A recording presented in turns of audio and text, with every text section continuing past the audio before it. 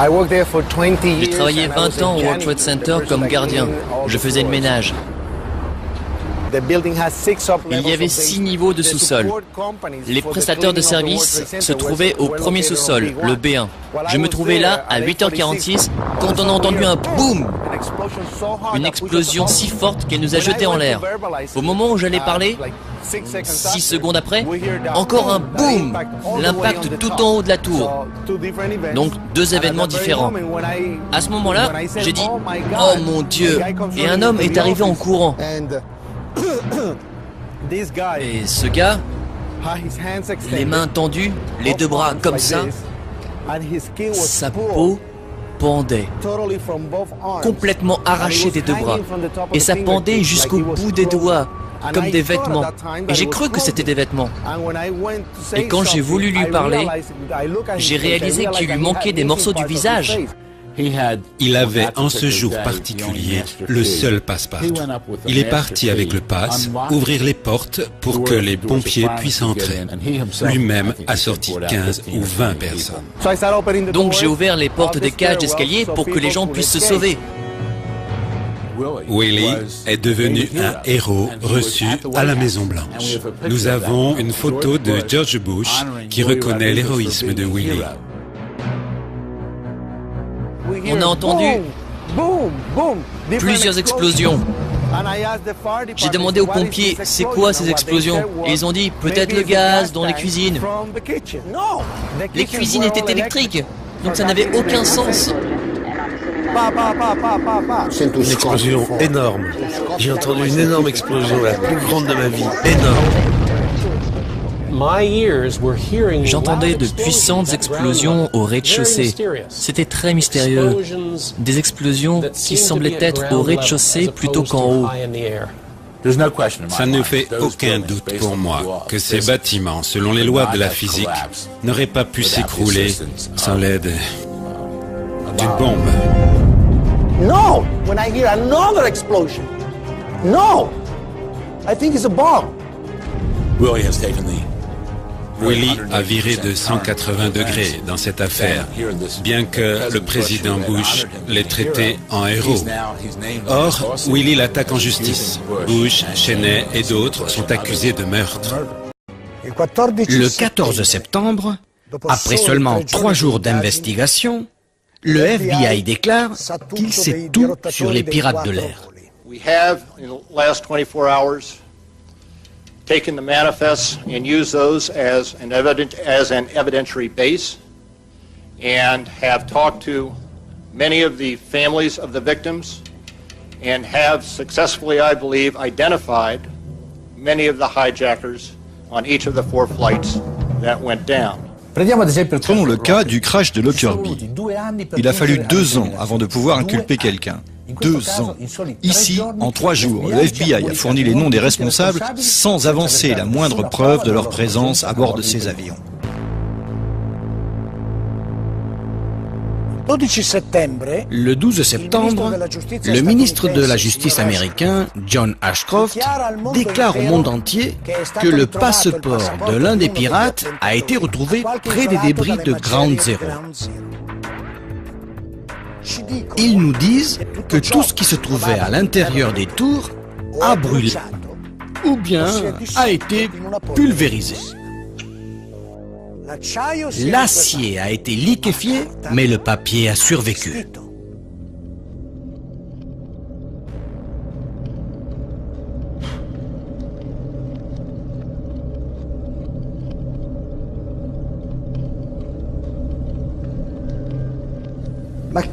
Mais qui étaient-ils réellement, ces pirates de l'air? La version officielle dit que 15 des 19 pirates étaient originaires d'Arabie Saoudite, qu'ils se sont formés en Afghanistan et qu'ils étaient des fondamentalistes musulmans, des musulmans fanatiques. Al-Qaïda est censé être un réseau salafiste. Le salafisme est un courant extrêmement puritain de l'islam, qui demande de suivre à la lettre les préceptes du prophète Mahomet. Ces gens étaient-ils des fondamentalistes islamiques? Les preuves indiquent que non. Mohamed Atta n'était pas un fondamentaliste. Ils buvaient tout le temps. Du vin, de la bière, des alcools forts. Tout le temps. Et ils avaient des quantités énormes de cocaïne.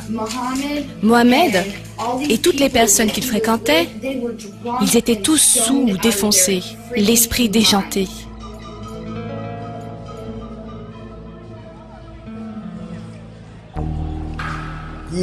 Les dossiers d'identité fournis par le FBI sont vraiment très étranges. Chaque dossier correspond à plusieurs personnes différentes, avec des attitudes différentes, des biographies différentes. Ils sont dans des lieux différents, parfois simultanément. Quand on parle de Mohamed Atta, de quel Mohamed Atta? Est-ce celui qui, à Hambourg, travaille avec les renseignements allemands, ce Mohamed Atta-là? Est-ce le Mohamed Atta qui apparaît à Venise, en Floride, qui est un haut lieu de l'Agence nationale de sécurité, celui qui prend des cours dans une petite école de pilotage pour apprendre à piloter des petits monos et bimoteurs, des Cessna, et dont le colocataire est Charlie Voss, un ancien pilote de la CIA, qui livrait des armes au Nicaragua et repartait avec de la cocaïne. Ce Mohamed Atta-là, est-ce le Mohamed Atta qui a parlé à son père le 12 septembre, selon un article de Newsweek qui a interviewé son père au Caire? C'est celui-là? Est-ce le Mohamed Atta qui va au Shukrum Bar à Hollywood, en Floride, qui se drogue à la cocaïne, se saoule à la vodka, et qui, quand on lui demande de régler sa note, répond « Je bosse pour une compagnie aérienne américaine. Tu penses que je ne peux pas payer ?» Puis il dit « Je nique Dieu. » Ce n'est pas le comportement d'un fanatique islamique qui est sur le point de mourir en martyr. Selon la version officielle, alors que Atta vivait encore à Hambourg en Allemagne, avant de déménager aux États-Unis, en fait, son homonyme américain rend visite à un département du ministère de l'Agriculture et demande à une fonctionnaire un prêt de 650 000 $ pour affréter un petit avion et l'équiper d'une grande citerne remplie de produits chimiques. Comme elle refuse de lui accorder ce prêt, il menace alors de lui trancher la gorge. Puis, il lui dit qu'il est pilote chez American Airlines. Il jette sur le bureau des billets de banque et demande des informations sur le système de sécurité des tours jumelles. Il essaye même d'acheter l'affiche du Pentagone qui se trouve sur le mur du bureau. Puis enfin, il s'en va. Est-ce le comportement d'un membre d'une cellule dormante ou plutôt celui de quelqu'un qui veut qu'on se souvienne de lui?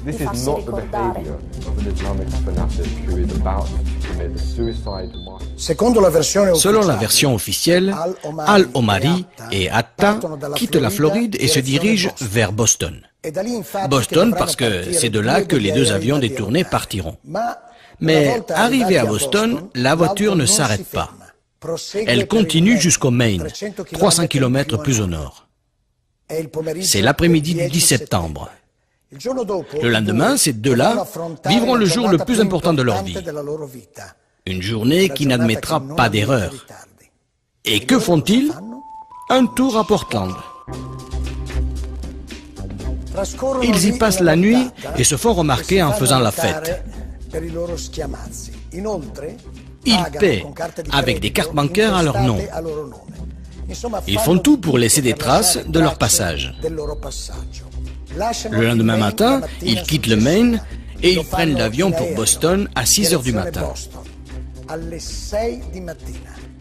L'avion a détourné décolle seulement 30 minutes après leur atterrissage. Une durée ridicule qui risque de mettre en péril toute l'opération. L'instant de ce départ de Portland pour Boston est très important, à la fois pour l'enquête et pour l'opinion publique. C'est là qu'une caméra de l'aéroport enregistre une vidéo qui va nous montrer les visages de Atta et de Al-Omari. Cette vidéo a été diffusée des centaines de fois à la télé. Cette célèbre vidéo est censée prouver que les deux terroristes sont montés à bord de l'avion qu'ils allaient détourner. Faux. Cette vidéo montre les deux hommes lors de leur embarquement à Portland. Rien n'atteste la présence de ces pirates. Le FBI le dit tout simplement sans preuve. Il est impossible de prouver que tous ces boucs émissaires étaient à bord des avions. Il n'y a aucune preuve. Le 16 septembre, le pirate du vol 11, Abdelaziz Al-Omari, se présente au consulat américain à Jeddah pour protester. Al-Omari, pilote chez Saudi Airlines, reçoit des excuses officielles de la part des autorités américaines à Riyad.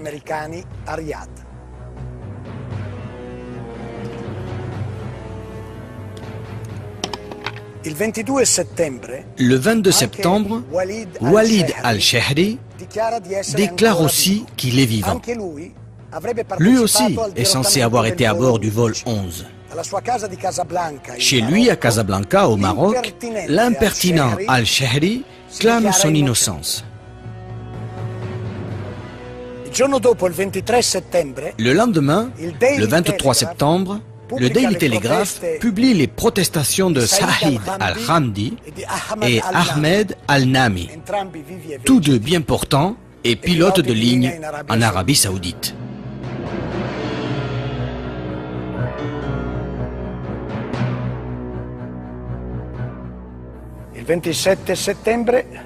Le 27 septembre, CBS retrouve Salem al-Hazmi.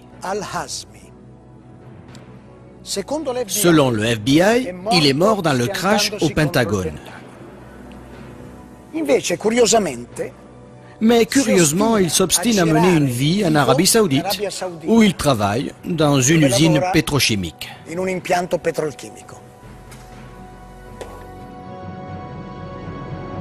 Peut-être pensez-vous que les noms de Al-Omari, Al-Shehri, Al-Hamdi, Al-Nami et Al-Hazmi ont été effacés de la liste des pirates avec 1000 excuses. Eh bien non.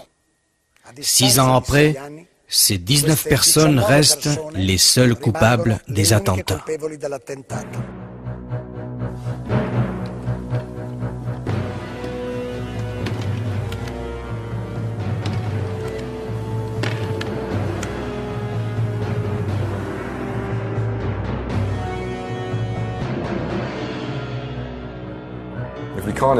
Si l'on n'identifie pas les coupables, l'enquête est bancale. Poser cette question n'a rien à voir avec la théorie du complot. Ça souligne en fait le côté ridicule de cette enquête criminelle, car ils ne savent pas du tout qui est derrière ces attentats. La question de base dans une enquête criminelle est qui l'a fait?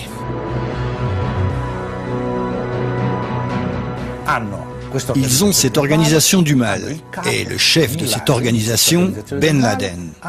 Ils ont ce réseau secret dans les grottes afghanes. On dirait le scénario d'un film de James Bond.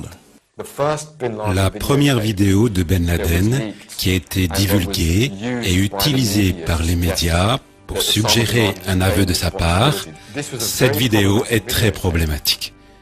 On l'a analysé et constaté qu'il s'agissait d'une fraude pour de nombreuses raisons. Pour prendre un exemple basique, Oussama Ben Laden porte une bague en or. La loi islamique proscrit aux hommes de porter de l'or. Pourquoi le chef d'un mouvement militant salafiste porte-t-il une bague en or? Ça n'a pas de sens. La vidéo en question, qui a été trouvée en Afghanistan, dans des circonstances très suspectes, soi-disant dans une maison abandonnée par Al-Qaïda, est remise en cause pour plusieurs raisons. Par exemple, une télé allemande a fourni une traduction complètement différente de celle des enquêteurs américains. Ils ne revendiquent pas leur rôle dans les attentats du 11 septembre. Ils parlent tout simplement de ce qui s'est passé le 11 septembre. De nombreuses autres vidéos de Ben Laden sont faites en réalité avec une personne que l'on voit parler et une bande-son qui ne correspond pas, ou bien qui correspond très peu à ce qu'on lit sur les lèvres. Il m'arrive souvent que les gens me demandent « Mais comment pouvez-vous contester la version officielle alors que Ben Laden lui-même a dit plus d'une fois à la télé « C'était moi ». Eh bien, je vais vous raconter un petit épisode.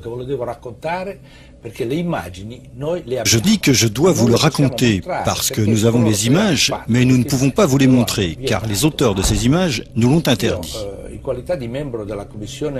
En qualité de membre de la Commission Sécurité et Défense au Parlement européen, j'ai été invité l'été 2005 à une présentation d'un document PowerPoint organisé par le Centre d'études stratégiques de Washington.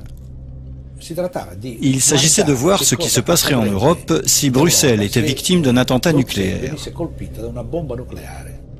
50 000 morts, 100 000 blessés, le nuage qui se répand, la réaction des capitales occidentales. Et tout d'un coup, pendant la présentation, sur l'écran, apparaît Oussama Ben Laden, qui revendique l'attentat nucléaire contre le siège de l'OTAN à Bruxelles. Je dois dire que tous les députés, moi compris, ont été stupéfaits. Des experts américains du Centre des études stratégiques de Washington étaient là. Puis un député a pris la parole et leur a dit « Vous venez de nous faire aujourd'hui la démonstration explicite que l'image d'Oussama Ben Laden peut être manipulée à volonté. »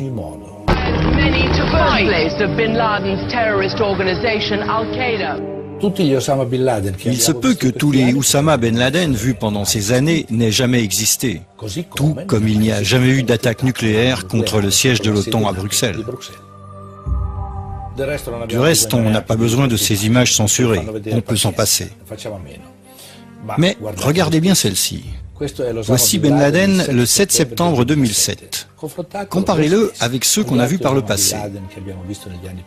Croyez-vous qu'il rajeunisse avec le temps? Est-ce normal que sa barbe soit plus noire maintenant? Est-ce possible que son nez se rallonge? Même un enfant sait que ce sont deux hommes différents. Mais on nous dit toujours que c'est la même personne. Et cette histoire dure depuis plus de 6 ans. Ben Laden a-t-il orchestré les attentats du 11 septembre? Et si c'est lui, il l'a fait seul ou avec quelqu'un d'autre? Maintenant, il faut qu'on parle d'Al-Qaïda. Al-Qaïda a été créé par Ben Laden en 1989, à la fin de la guerre entre l'Union soviétique et les guerriers islamiques en Afghanistan. Après la guerre, et non pour la guerre. Mais alors, contre qui devaient servir tous ces volontaires islamiques? Que voulait dire Al-Qaïda à cette époque-là? C'est très intéressant. Robin Cook, ancien ministre des Affaires étrangères britannique, a confirmé dans le Guardian qu'Al-Qaïda était un terme inventé par la CIA. Inventé pour désigner une base de données des Moudjahidines recrutés et formés par la CIA. Et il a raison. En arabe, pour dire base de données, on ajoute juste ce mot, Al-Qaïda Malouma. Al-Qaïda veut dire la base et Malouma veut dire les données. Ensemble, ça fait base de données. Al-Qaïda est factice. Al-Qaïda n'est pas une organisation, c'est juste une étiquette. Il n'y a pas d'organisation Al-Qaïda. C'est une liste de participants à la guerre d'Afghanistan dans les années 80. Al-Qaïda n'est rien. C'est seulement un fantoche créé par les propagandistes occidentaux pour montrer le grand mal au public.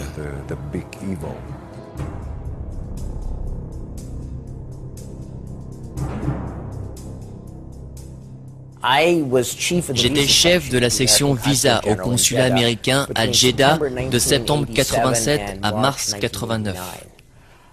Au final, une partie de mon travail concernait, appelons-le, le programme Visa pour terroristes.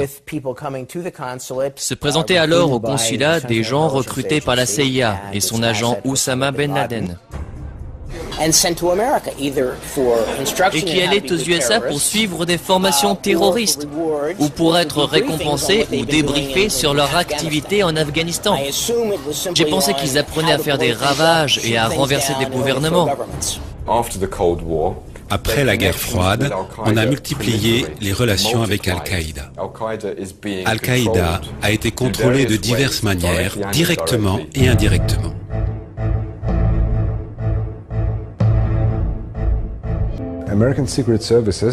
Les services secrets américains qui ne faisaient que livrer des armes pendant la guerre, après la guerre, ont alors embauché les Moudjahidines sans emploi. C'est un fait confirmé par de nombreux témoignages de Moudjahidines recueillis par des tribunaux allemands.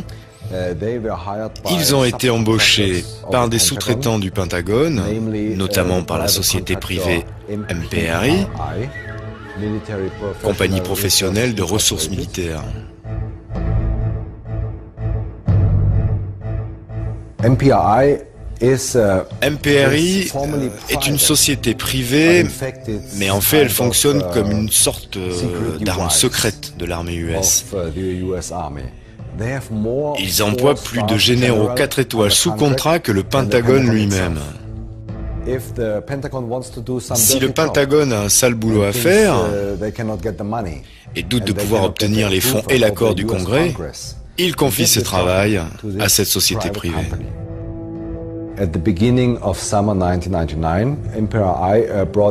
Au début de l'été 1999, MPRI a installé ses Moudjahidines en Bosnie, dans les Balkans, notamment au Kosovo pour soutenir leur armée terroriste, l'UCK. Ils ont été embauchés et payés tous les mois. Beaucoup de Moudjahidines utilisés en Bosnie ont joué un rôle dans les grandes attaques terroristes des 5 dernières années. Si on regarde le 11 septembre, 5 des 7 Arabes impliqués dans l'opération sont des anciens Moudjahidines employés en Bosnie. 5 sur 7. Personne n'en parle. Comme le savent tous ceux qui ont déjà demandé un visa pour entrer aux États-Unis, il faut fournir des informations extrêmement détaillées. Un haut fonctionnaire du consulat américain à Jeddah, Michael Springman, a démissionné, dénonçant le fait que beaucoup d'agents secrets de la CIA travaillaient dans son service et délivraient trop facilement un grand nombre de visas à des gens très suspects. Un de mes bons contacts, extérieur au consulat, un homme d'affaires, m'a dit que si je disais un mot aux inspecteurs du département d'État qui enquêtaient sur ce qui se passait au consulat, je serai licencié sur le champ. Eh bien, ce bureau de Jeddah a délivré la plupart des 15 visas utilisés par les pirates pour entrer aux États-Unis. Aucun de ces 15 formulaires n'était conforme. Dans Destination, on trouve Hôtel, New York ou Californie, ou bien tout simplement non. C'était donc une pratique courante pour faire entrer les terroristes d'Al-Qaïda aux États-Unis. Ils les faisaient entrer pour les former, et c'était comme ça des années durant. Et c'est ce qui s'est passé aussi avec les terroristes du 11 septembre.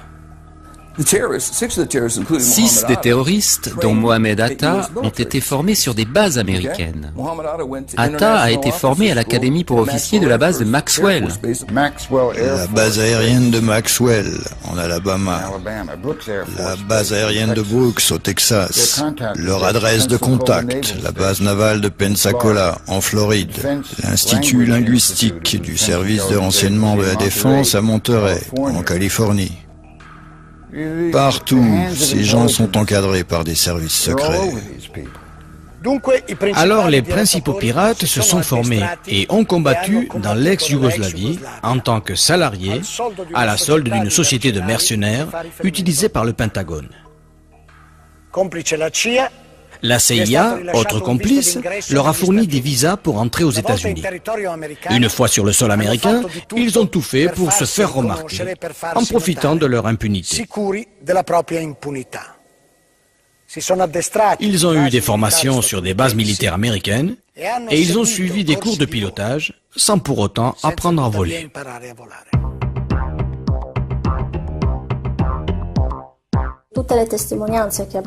Tous les témoignages concernant ces cours de vol indiquent qu'ils étaient incapables de piloter même un petit avion léger. Par exemple, Mohamed Atta a loué un petit avion à une école de vol, mais il n'a même pas réussi à le faire décoller. Il l'a planté là, sur la piste, et s'en est allé. Pour les 2 autres pilotes, leur instructeur Rick Gaza a déclaré aux enquêteurs et à la presse qu'il ne comprenait pas comment ces 2-là avaient pu manœuvrer un avion, car selon son expression, ils étaient comme 2 parfaits idiots.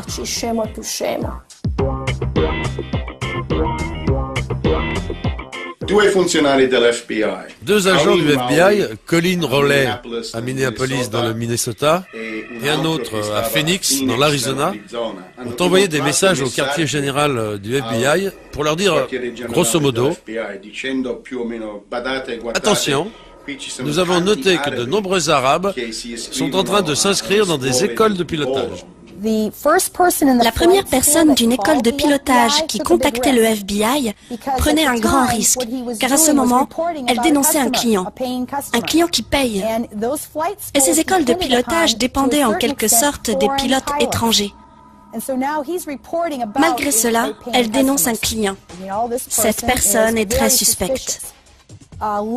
Une longue liste d'indices indiquait que Moussaoui était un terroriste. Il voulait apprendre à décoller, mais pas à atterrir. Je n'ai jamais vu de ma vie une personne aussi étrange voulant apprendre à voler.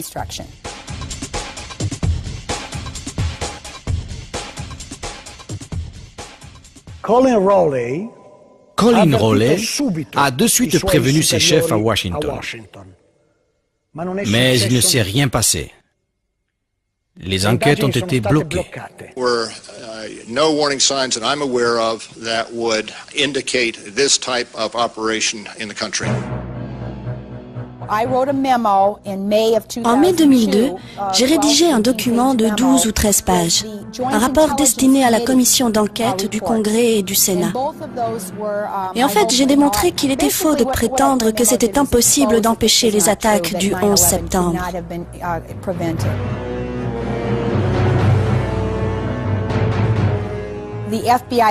Pendant l'été 2001, le directeur provisoire du FBI, M. Picard, a tenté de briefer le ministre de la Justice, Ashcroft, sur le terrorisme. Par 2 fois. La première fois, Ashcroft n'était pas très intéressé. En fait, en août 2001, le terrorisme était la dernière de ses priorités. Et Ashcroft a même dit à Picard, « Je ne veux plus entendre parler de terrorisme. »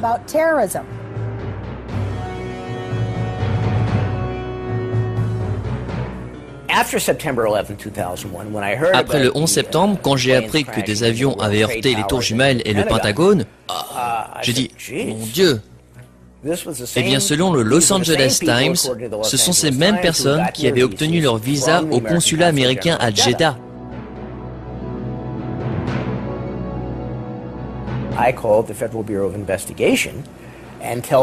J'ai appelé le FBI et leur ai parlé du programme Visa pour terroristes. J'ai téléphoné, encore et encore. J'ai été baladé d'un service du FBI à l'autre. J'ai enfin eu quelqu'un à Washington qui m'a dit « On vous rappellera ». 6 ans plus tard, j'attends toujours.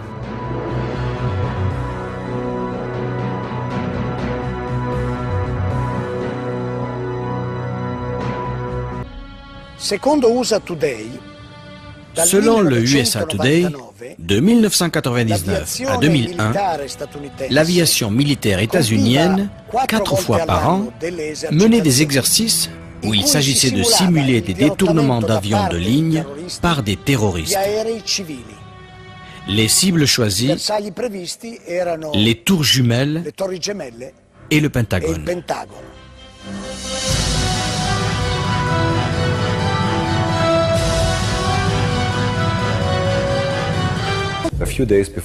Quelques jours avant le 11 septembre, Mohamed Atta a reçu une énorme somme d'argent.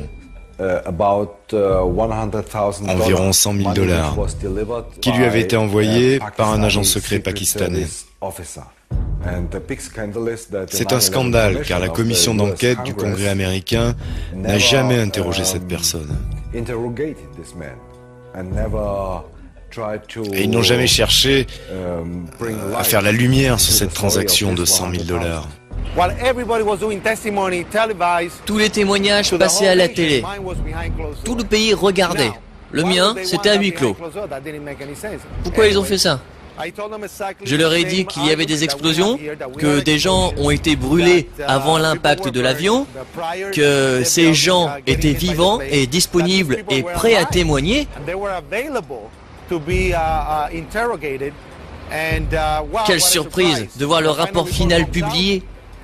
Il n'y avait aucune mention. Mon nom ne figure nulle part. Ils n'ont appelé aucun des témoins que j'avais cités, même pas une fois. Vous avez 17 pompiers, 22 survivants, aucun n'a été contacté. Moi, en tant que parent, il faut absolument que je sache qui a assassiné mon fils. La commission ne m'a rien donné. La commission du 11 septembre n'était pas une enquête. Tous les membres de la famille Ben Laden ont été ramassés aux 4 coins des USA et évacués par avion plus vite que la lumière, alors que le Pentagone brûlait encore. Alors on demande à Mueller, qui a autorisé la sortie de ces gens du pays? Quelqu'un au département d'État. Mais qui exactement? Je ne me souviens pas. Je ne me souviens pas. Autre exemple, le général Myers, plus tard dans l'enquête. Une question sur Moussaoui. Vous souvenez-vous avoir reçu des informations sur Moussaoui? La réponse fut « Je ne me souviens pas ». Je ne me souviens pas. Ashcroft, ministre de la Justice. Picard, directeur du FBI pendant l'été, avait témoigné qu'il avait reçu 71 avertissements qu'il se passerait quelque chose pendant l'été. Ashcroft, impassible, a menti. Quel avertissement? On ne s'intéressait pas au terrorisme.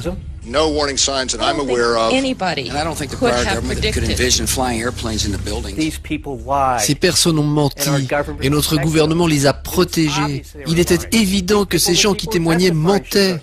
Mueller devrait être en prison, Ashcroft en prison, Condoleezza Rice en prison.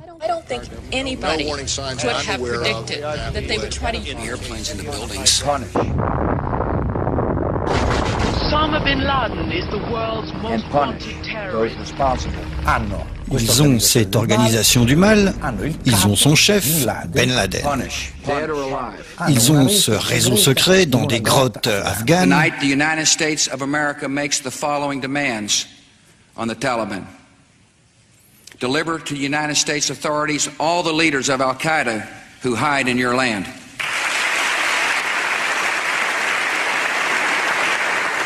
Give the United States full access to terrorist training camps so we can make sure they are no longer operating. These demands are not open to negotiation or discussion.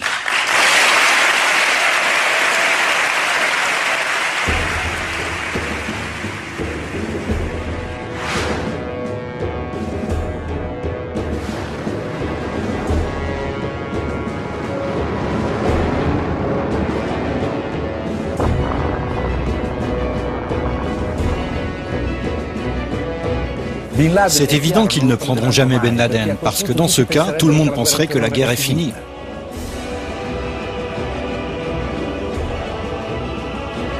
It's hard for Americans to imagine how evil the people are who are doing this.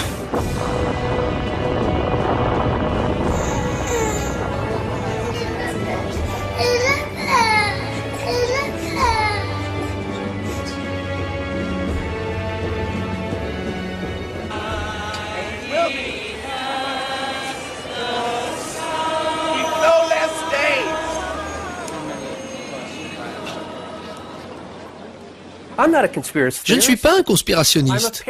Je suis un père qui cherche l'assassin de son fils. Seul un imbécile croit que 19 Arabes ont fait cela. Même mes chiens ne sont pas dupes. C'est très important. Mettez-vous à ma place et pensez à votre enfant assassiné. Il n'y a jamais eu d'enquête. Que ressentiriez-vous s'il refusait d'enquêter sur le meurtre de votre enfant? Je suis resté chez moi jusqu'à 3 heures du matin. J'arrivais pas à dormir. Je suis reparti là-bas, chercher un pompier, un policier, quelqu'un, même si... Je voulais trouver quelqu'un qui travaille là,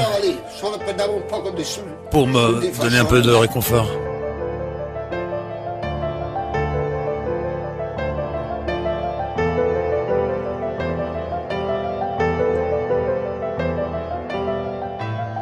J'ai cherché 9 jours d'affilée, à chercher sans trouver de survivants.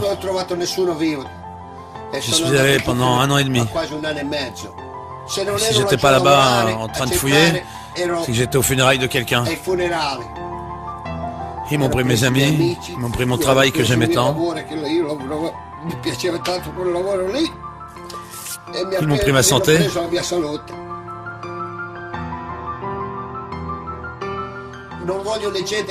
Je ne veux pas que les gens oublient ce jour-là.